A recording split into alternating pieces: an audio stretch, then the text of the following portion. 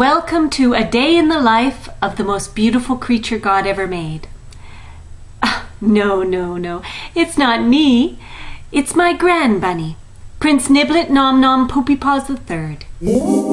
Prince Niblet spends most of his time in his castle, which was designed and built by my husband, a two-story castle with an enclosed area on the upstairs for sleeping and eating and princing, and a bottom level that is accessed through a hole in the floor of the first level that contains, among other things, his washroom. Niblet spends most of his time in his castle, but twice a day I release him into the rest of the house, or at least a portion of it, which enables him to run around and get some exercise. And when I wake up in the morning at 6:30, I prepare the hallway and the kitchen. It takes me a little while to prepare Niblet's kingdom, blocking off certain doorways that go to certain rooms in the house, setting up boxes and blankets and playgrounds for Niblet's enjoyment. But when all is ready, I go to his castle and open up the lower level, which contains a pull-out stairway so that Niblet can descend and enter his kingdom.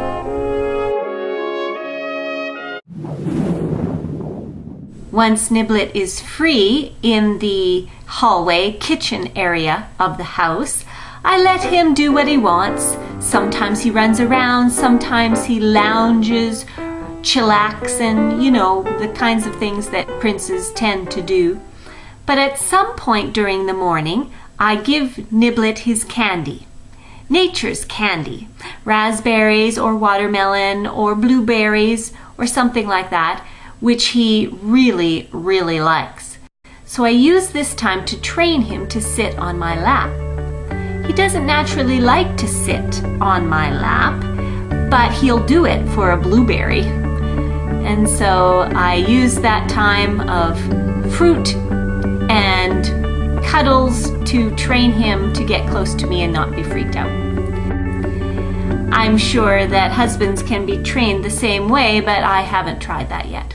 Once Niblet has had his treats, then I make a point of closing the door to the sunroom.